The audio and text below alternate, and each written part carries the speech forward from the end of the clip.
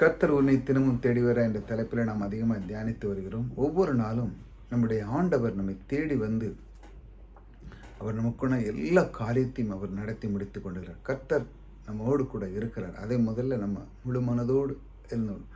கர்த்தர் உன்னை தினமும் தேடி வருகிறார். தினமும் தேடி வருகிறாங்க. அவர் உங்களை விட்டு விலகாதவர். பாருங்க, அவருடைய வார்த்தைக்கு நேராக போம். கர்த்தருடைய ஆவியானவர் அவர்களில் பள்ளத்தாக்கிலே போய் இறங்கிற மிருக ஜீவன்களைப் போல இளைப்பார பண்ணினார்.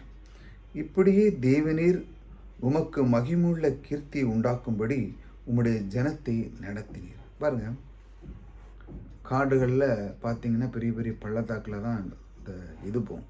அதாவது தண்ணியில் போயிட்டு இருக்கும். அங்கே தான் நல்லா பச்சை பச்சைன்னு இருக்கும். அங்கே போய் இந்த மிருகங்கள்லாம் போய் நல்லா சாப்பிட்டுட்டு தண்ணி குடிச்சிட்டு இளைப்பார். அந்த சைடில் உட்காந்து இல்லை மேலே வந்து இளைப்பார். அந்த மாதிரி ஒரு இளைப்பாறுதல், அதாவது எப்போதும் செழிப்பு இல்லை என்று சொல்லாத அளவுக்கு ஆண்டவர் செழிப்பை நமக்கு தந்திருக்கிறார். அது மட்டுமல்ல, அந்த மாதிரி ஒரு மிருகங்களுக்கு எப்படி அது ஒரு இளைப்பாறுதல் கொடுக்குறாரோ அந்த ஆண்டவர் அதைவிடையும் மேலாக நமக்கு அற்புத தேவன் நமக்கு கூடவே இருந்து நமக்கு நித்திய ஆசீர்வாதத்தை கொடுக்குறார். பாருங்க, இப்படியே தேவனீர் உமக்கு மகிமையாக, தேவன் நம்ம அவருக்கு மகிமையாய் கீர்த்தி உண்டாக்கும்படி உம்முடைய ஜனத்தை நடத்தினீர். தேவனுக்கு கீர்த்தி, அதாவது தேவனுக்கு மகிமை. நம்முடைய வாழ்க்கையில் பாருங்கள், தேவன் நம்மை தேர்ந்தெடுத்திருக்கிறார் இல்லையா? முதல்ல அதை நீங்கள் முழு மனதோடு நீங்கள் ஏற்றுக்கொள்ளணும். நீங்கள் எங்கேயோ இருந்தீங்க, எத்தனை விதமான சூழ்நிலைகள் மத்தியில், தவறான சூழ்நிலைகள் மத்தியில் இருந்து கொண்டு நம்ம இருப்போமோ பிழைப்போமோ என்ற சூழ்நிலையில் இருந்தீங்க. ஆனாலும் தேவன் உங்களை தூக்கி எடுத்தார். எதற்கு? அவர் மகிமைப்படுவதற்காக. அவர் உங்களை அந்த அளவுக்கு நேசிக்கிறார். பாருங்கள், அது மட்டுமல்ல, உங்களுடைய வாழ்க்கையை உயர்த்த உங்கள் மேல் கிருபையாய் பொழிந்து உங்களுக்கு ஒரு குறைவில்லாமல் அவர் வைக்கத்தான் அவர் உங்களை தேர்ந்தெடுக்கிறார். அந்த தேவன் உங்களோடு கூட இருக்கிறார். அதை முதல்ல புரிஞ்சுக்காங்க. அந்த தேவனுக்கு நீங்கள் மகிமையும் கீர்த்தியும் உண்டாக்கும்படி தேவன் உங்களை ஆசீர்வதிக்கிறார். எப்படி?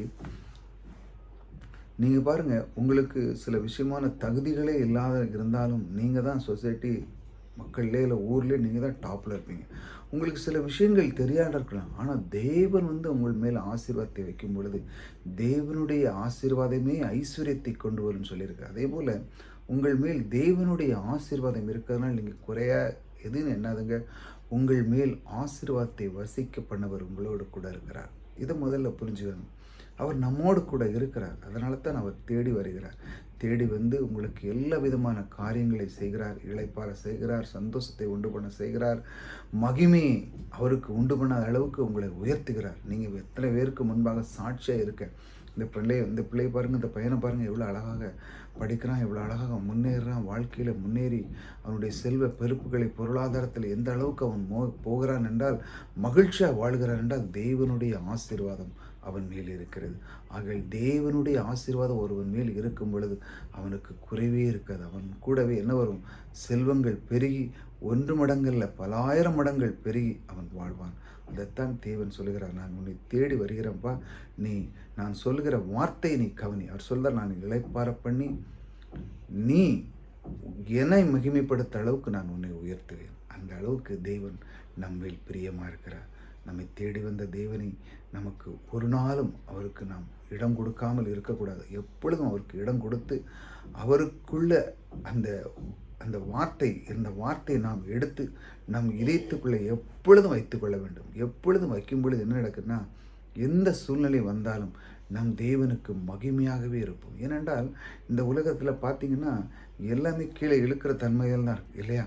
உங்களை இழுத்து கொண்டு இப்போ அடிபாதாளத்தில் கொண்டு போய் விட்டுரும் அந்த அளவுக்கு. ஆனாலும் தேவன் அதையெல்லாம் உங்களை கொண்டு போகாமல் நித்தியமாக அவர் உங்களை வழிநடத்தி ஆலோசனை கொடுத்து, ஆசீர்வாதத்தை கொடுத்து, அனுகூலம் கொடுத்து, சந்தோஷத்தை கொடுத்து, மகிழ்ச்சியை கொடுத்து, பொருளாதாரத்தை கொடுத்து, ஆற்றலை கொடுத்து, வெற்றியை கொடுத்து, ஞானத்தை கொடுத்து, அறிவை கொடுத்து, புத்தியை கொடுத்து, இந்த அளவுக்கு ஒருவர் நமக்குள்ளே இருந்து செய்கிறார் என்றால் நாம் எவ்வளோ பெரிய பாக்கியம். அதனால தான் அந்த தலைப்பு வச்சு, கர்த்தர் உன்னை தினமும் தேடி வருகிறார். தினமும் தேடி வந்து உங்களுடைய வாழ்க்கையை உயர்த்துவதே அவருடைய விருப்பம் சித்தமாக இருக்கிறது. இதை முதல்ல புரிஞ்சுக்காங்க. இந்த அன்பு தேவன் நம்மோடு கூட இருக்கிறார். கர்த்தர் உங்களை ஆசீர்வதிப்பார்.